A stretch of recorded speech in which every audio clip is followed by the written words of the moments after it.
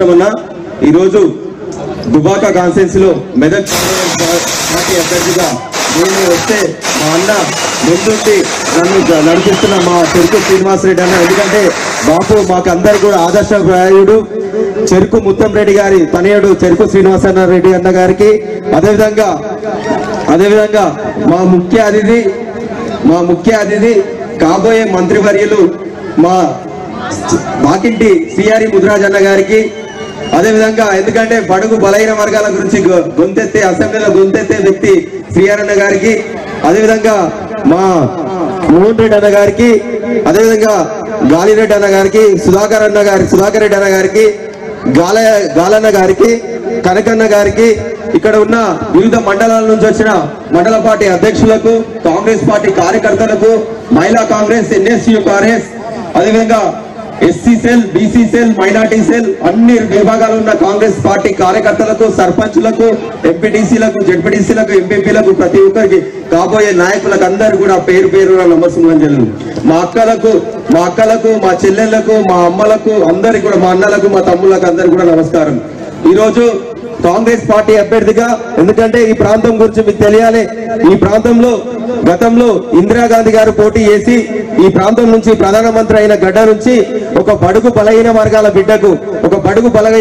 బిడ్డకు, ఒక పేదింటి బిడ్డకు అవకాశం కల్పించిన ఘనత కాంగ్రెస్ పార్టీ అభ్యర్థిగా మీ ముందుకు వస్తున్నా. మీ కష్టాలు తెలిసిన వ్యక్తిని, ఎందుకంటే నేనెవరో కోటీశ్వరి ఇళ్ల పుట్టలే, మీ మధ్యలోకించి మీ పేదింట్లకించి వచ్చిన వ్యక్తికి ఈ రోజు ముఖ్యమంత్రి రేవంత్ రెడ్డి అన్న అవకాశం కల్పించారు. కాంగ్రెస్ పార్టీ అవకాశం కల్పించింది.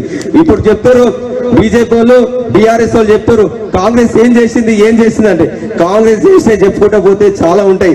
గతంలో కూడా ఇందిరాగాంధీ గారు ఈ గడ్డ నుంచి ప్రధానమంత్రి అయినప్పుడు ఎస్సీలకు భూములు ఇచ్చింది, లావణ పట్టాలు, అసైన్మెంట్ భూములు ఇచ్చింది కూడా కాంగ్రెస్ పార్టీ అని చెప్తే తెలియజేస్తున్నా. ఇచ్చిందా లేదా? అదేవిధంగా ఇందిరమ్మ ఇండ్లు ఇచ్చింది కూడా కాంగ్రెస్ పార్టీ అని చెప్తున్నాం. గతంలో కూడా రాజశేఖర్ రెడ్డి గారు, ముత్తంరెడ్డి గారు ఉన్నప్పుడు ఈ ప్రాంతంలో ఇందిరమ్మ ఇండ్లు ఇచ్చి భూములు ఇచ్చిన ఘనత కూడా కాంగ్రెస్ పార్టీది అని చెప్తున్నాం. ఈ ముత్తంరెడ్డి గారు కూడా ఈ ప్రాంతంలో హాస్పిటల్ కట్టించింది కూడా ముత్తంరెడ్డి గారు, కాంగ్రెస్ ప్రభుత్వం అని చెప్పి తెలియజేస్తున్నాం.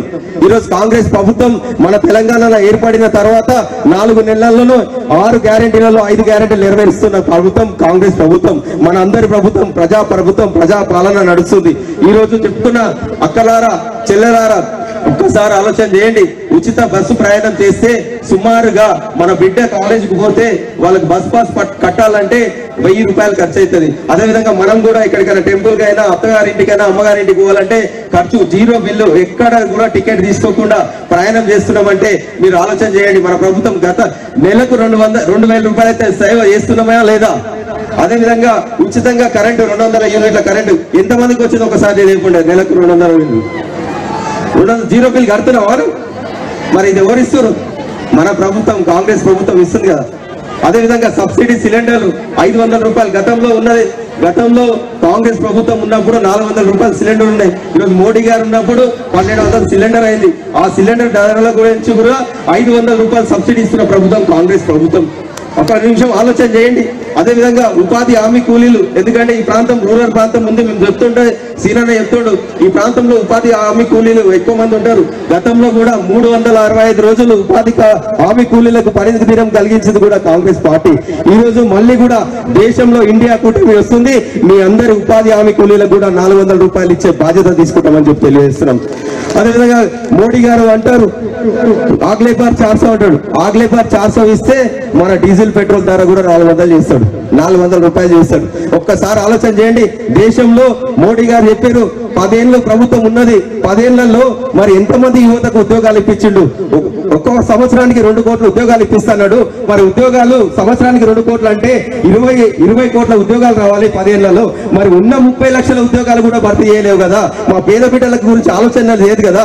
కానీ మేము కాంగ్రెస్ ప్రభుత్వం ఈ రాష్ట్రంలో ఏర్పడిన తర్వాత 4 నెలలనే 30,000 ఉద్యోగాల నోటిఫికేషన్ వేసిన ఘనత రేవంత్ రెడ్డి అన్నదని చెప్తున్నాం. అదేవిధంగా దేశంలో కూడా ఇండియా కూటమి వస్తుంది. మీ అందరికీ కూడా ఉద్యోగ ఉద్యోగాల నోటిఫికేషన్ వేయించి ఉద్యోగాలు ఇప్పించే బాధ్యత తీసుకుంటాం. ముఖ్యంగా ఈ ప్రాంతంలో కూడా నిన్నగాక కూడా రైతులకు అందరూ కూడా రైతు బంధు కూడా వచ్చిందా లేదా ఒకసారి ఆలోచన చేసుకోండి. వచ్చినా? అదేవిధంగా ఆగస్టు 15వ తారీఖు రోజు ముఖ్యమంత్రి రేవంత్ అన్న గారు కూడా నా నామినేషన్ కార్యక్రమంలో ఏడుపాయల దగ్గర ఆడ మెదకులు వచ్చినప్పుడు ఏడుపాయల దుర్గమ్మ మీద ఒట్టేసి, అదేవిధంగా చర్చి మీద ఒట్టేసి చెప్పిండు 2 లక్షల రుణమాఫీ ఆగస్టు 15 తారీఖు చేస్తా అని చెప్పాడు. 2 లక్షల రుణమాఫీ ప్రతి రైతుకు రుణమాఫీ చేస్తా అంటున్నాం. అదేవిధంగా ఈ రాయపూల్ గ్రామంలో మీకు ప్రచారంలో పెరుగుతుంటే సినాన్నతో మాట్లాడుతున్నా, అరే కేసీఆర్ చెప్తుంటాడు కానీ డబుల్ బెడ్రూమ్ కట్టించినా ఇల్లు కట్టించినా అని చెప్తుండ్రు, మరి ఏమే చూసే ఇళ్ళ మీద అన్ని నల్ల కవర్లు కప్పుకొని రేకులు ఇల్లు ఉన్నాయి ఏం అంటే వాళ్ళు మాటలు చెప్పే ప్రభుత్వం మధు, మనం చేతలలో ఉండే ప్రభుత్వం, పేద పక్షాలలో ఉండే ప్రభుత్వం కాంగ్రెస్ ప్రభుత్వం. మనకు 3,500 ఇల్లు శాంక్షన్ అయి ఉన్నాయి ఈ దుబాకకు. ఖచ్చితంగా ఈ ఎలక్షన్లు అయిపోయినాక మేమందరం కూడా నాయకులం అందరం వచ్చి ఎలక్షన్ కోడ్ అయిపోయినాక గ్రామంలో కూర్చొని ఎంతమంది నిరుపేదలు ఉన్నారో వాళ్ళందరికీ కూడా ఇల్లు కట్టించే బాధ్యత, ఇల్లు కట్టుకునేటోళ్ళకు కూడా 5 లక్షల రూపాయలు ఇచ్చే బాధ్యత తీసుకుంటామని చెప్తున్నాం. ఇంద్రం ఇళ్ళ కింద. అదేవిధంగా ఇళ్ల జాగాలు లేని వాళ్ళకు కూడా ఇళ్ల జాగాలు ఇచ్చే బాధ్యత తీసుకుంటామని చెప్తున్నాం. ఒక్కసారి ఆలోచన చేయండి. కాంగ్రెస్ పార్టీ అంటే పేదల పక్షం, పేదల గురించి ఆలోచించే ఒక పక్షం.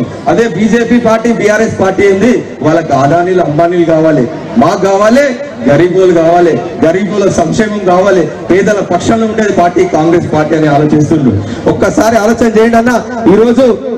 ఈ రోజు దేశంలో ఒక పార్టీ ఏం అడుగుతుంది, మతం పేరు చెప్పి ఒకటి అడుగుతుంది, ఇంకో పార్టీ ఏం చెప్తుంది, ప్రాంతీయ పార్టీ పేరు చెప్పి అడుగుతుంది. కానీ కాంగ్రెస్ పార్టీ ఏం అడుగుతుంది, సమానత్వం కోరుతున్నాం, సమానత్వం కావాలంటున్నాం, బీసీ కులగణన చేస్తా అంటున్నాం, బీసీలు మీ వాటా ఎంత, మీ శాతం ఎంత, మీ బడ్జెట్ ఎంత ఇస్తామని చెప్తుంది.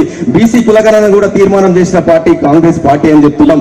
అదేవిధంగా దేశంలో కూడా బీసీ కులగణన తీసుకొచ్చే పార్టీ కాంగ్రెస్ పార్టీ అంటున్నాం. సమానత్వం ఇస్తామని చెప్తున్నాం. ఈ రోజు చెప్తున్నాం, మీ చల్లని యాప చెట్టు కింద కూర్చున్నాం. కాంగ్రెస్ పార్టీ కూడా ఈ పంచభూతాలు ఎట్లయితే నీడనిచ్చి చల్లగా చూస్తుందో కాంగ్రెస్ పార్టీ కూడా పంచభూతాలని ఆదర్శం తీసుకొని సమానత్వం ఇచ్చే పార్టీ కాంగ్రెస్ పార్టీ అని చెప్తున్నాం. అన్ని వర్గాల ప్రజలను చూసుకునే పార్టీ కాంగ్రెస్ పార్టీ అని చెప్తున్నాం. యువత మీరు ముఖ్యంగా ఆలోచన చేయండి. ఈ రాయపూల్ డెవలప్మెంట్ కావాలంటే నేను ఎంపీ గెలిచినాక ఈ రాష్ట్రంలో ప్రభుత్వం కాంగ్రెస్ ప్రభుత్వం ఉంది, నేను కూడా ఎంపీ ఉండి కేంద్రం నుంచి వచ్చే నిధులు, రాష్ట్రం నుంచి వచ్చే నిధులు తీసుకొచ్చి ఈ ప్రాంతంలో రోడ్లు లేని తాన రోడ్లు వేయించి, అదేవిధంగా కరెంటు లో వోల్టేజ్ ఉన్న దగ్గర కరెంట్ వేయించి, కాలేజీలు కట్టించి ఈ ప్రాంతాన్ని అభివృద్ధి చేసే బాధ్యత మేము సీనన్న మేము మనం అందరం కలిసి తీసుకుందాం. ముఖ్యంగా యువతకు చెప్తున్నా, గవర్నమెంట్ నుంచి వచ్చే ఉద్యోగాలు మీ నోటిఫికేషన్లు వస్తాయి. తర్వాత నేను కూడా ఎంపీ గెలిచిన తర్వాత ఈ ప్రాంతంలో ప్రతి ఒక్క యువతతో మాట్లాడి ప్రతి 6 నెలలకు ఒకసారి ఇక్కడున్న నాయకులను అందరినీ కలుపుకొని 6 నెలలకు ఒకసారి జాబ్ మేళ పెట్టించి మీకు ఉద్యోగాలు ఇప్పించే బాధ్యత తీసుకుంటా అని చెప్పి తెలియజేస్తున్నా. మీకు అందుబాటులో ఉండే నాయకులు లాగుంటున్నా. ఇంకొక నాయకుడు వెంకటరామరెడ్డి చెప్తాడు, అమ్మకు అన్నం పెట్టాడు కానీ చిన్నమ్మకు బంగారు గాజులు పెడతాడంట. ఇప్పుడు ఎమ్మెల్సీ ఉండు కదా, మరి ఎమ్మెల్సీ ఉన్నప్పుడు మానవత్వం గుర్తు రాలేదా? ఎంపీ గెలిచినాక అంటే 100 కోట్లు పెట్టి పేద విద్యార్థులను చదివిస్తాడు. మరి ఇప్పుడు ఎమ్మెల్సీ ఉన్నావు, దీన్నే మల్లన్న సాగర్ భూములు పోయినాయి, రంగనాయక సాగర్ భూములు పోయినాయి, అదేవిధంగా కొండపోచమ్మ సాగర్ భూములు పోయినాయి. భూములు పోయిన కన్నీళ్ళ బాధ చూసినావు కదా. మరి ఎమ్మెల్సీ జీతం వచ్చినప్పుడు వాళ్ళకి రైతులకు సాయం చేసినావా? వాళ్ళ నష్టపరిహారం సరిపోకపోతే, సార్ నష్టపరిహారం సరిపోతలేదు, రైతులకు రాష్ట్ర ప్రభుత్వం నుంచి ఎక్కువ ఇప్పిమంటే వాళ్ళని మెడల్ బట్టి దూర్పేసిన వ్యక్తి వెంకటరామరెడ్డి. ఒక మానవత్వం ఉండని వ్యక్తి వెంకటరామరెడ్డి. కానీ నీళ్ళమ్మ కనుకోండి, మీరు ఎప్పుడు సేవ చేసుకుంటూ ఉంటాడు, మానవత్వంగా ఉంటాడు. 1 రూపాయి సంపాదిస్తే వాళ్ళ ఆటన పేద ప్రజలకే ఖర్చు పెట్టే వ్యక్తి నీళ్ళమ్మది. ఒక్కసారి ఆలోచన చేయండి. ఈ ఇద్దరు వ్యక్తులు గెలిచినాక వాళ్ళు క్రియేటెడ్ కమిటీలలో ఉంటారు. వాళ్ళు ఫోన్ చేస్తేనే గేట్లకించి తాళం తీస్తారు. కానీ నీళ్ళమ్మదు ఎప్పుడు అందుబాటులో ఉండి మీ మధ్యలో ఉండి మీకు సేవ చేసే భాగ్యం కల్పిస్తాడు ఉంటాడు అంటున్నా. మీకు సేవ చేసే భాగ్యం కల్పించాలి.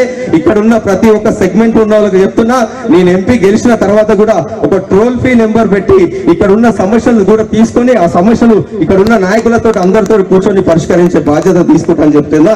మీరందరూ కూడా చేతి గుర్తుకు ఓటేసి గెలిపేయాలి. మే 13వ తారీఖున జరిగే ఎన్నికల్లో పెద్దమ్మగుడి నుంచి కూడా తిరుమలపూర్ రోడ్డు కూడా చెప్తారు.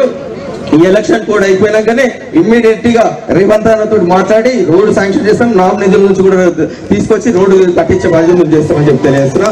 మీరందరూ కూడా ఒక్కసారి ఆలోచన చేయండి తమ్ముడు. ఎందుకంటే ఈ రోజు రాష్ట్ర ప్రభుత్వం కూడా కార్పొరేషన్లు ఏర్పాటు చేసింది కూడా కాంగ్రెస్ ప్రభుత్వమే. 16 కార్పొరేషన్లు ఇచ్చింది, యాదవ కార్పొరేషన్ ఇచ్చింది, మున్నూరు కార్పొరేషన్ ఇచ్చింది, రెడ్డి కార్పొరేషన్ ఇచ్చింది, బీసీల కార్పొరేషన్, ఎస్సీ కార్పొరేషన్ సమానత్వం ఇచ్చే పార్టీ కాంగ్రెస్ పార్టీ. కాబట్టి మీరందరూ కూడా చేతి గుర్తుకు ఓటేసి గెలిపేయండి. ఎందుకంటే ఈ రోజు ప్రైవేటీకరణ చేస్తుంటారు, బీజేపీ మూడోసారి వస్తే రైల్వేలు ప్రైవేటీకరణ చేస్తుంటారు, రాష్ట్ర కేంద్రం నుంచి వచ్చిన కర్మాగారాలన్నీ కూడా ప్రైవేటీకరణ చేస్తుంటారు. మన రాజ్యాంగాన్ని మనం కోల్పోతాము, మన రాజ్యాంగంలో ఉన్న చట్ట విలువలు మనకి పోతుంటాయి. కాబట్టి రాజ్యాంగాన్ని కాపాడుకోవాల్సిన రోజు వచ్చింది. ఎస్సీ ఎస్టీ బీసీ మైనార్టీలు అందరూ కూడా, సంపన్న వర్గాలు కూడా మన రాజ్యాంగాన్ని మనం కాపాడుకోవాలి, మన రిజర్వేషన్లు మనం కాపాడుకోవాలంటే ఇండియా కూటమి రావాలి, కాంగ్రెస్ పార్టీ రావాలి, సమానత్వం కావాలి. కాబట్టి మీరందరూ కూడా ఒక్కసారి యువత ఆలోచన చేయండి. గతంలో కూడా మీరు ఒక్కసారి సెర్చ్ చేయండి, మన నాయనమ్మను మన తాతను వాళ్ళందరిని అడగండి. మనకు భూములు ఇచ్చిన పార్టీ ఎవరు? ఇందిరాగాంధీ అంటారు. అసైన్మెంట్ భూములు ఇచ్చింది ఇందిరాగాంధీ అంటారు, ఇండ్లు ఇచ్చింది ఇందిరాగాంధీ గారు అంటారు. ఒక్కసారి పేదల పక్షంలో నిలబడే పార్టీ కాంగ్రెస్ పార్టీ. కాబట్టి మీరు ఒక్కసారి అందరికి గ్రామంలో తిరుగుతూ డోర్ టు డోర్ తిరిగి ప్రజలందరికీ చెప్పి సంక్షేమ పథకాలు ఈ రోజు రాష్ట్రంలో ప్రభుత్వం కాంగ్రెస్ ఉంది, మళ్ళీ ఎంపీ కూడా మన వ్యక్తే ఉంటే 2 నిధులు తీసుకొచ్చి మన ప్రాంతం అభివృద్ధి జరుగుతుందని చెప్పి ఓటేపించే బాధ్యత మీ అందరిది, కాంగ్రెస్ పార్టీ కార్యకర్తలు అందరికీ ఉందని చెప్పి తెలియజేస్తున్నాం. చేతి గుర్తుకే, చేతి గుర్తుకే జై కాంగ్రెస్. రేవంత్ అన్న నాయకత్వం, రేవంత్ అన్న నాయకత్వం.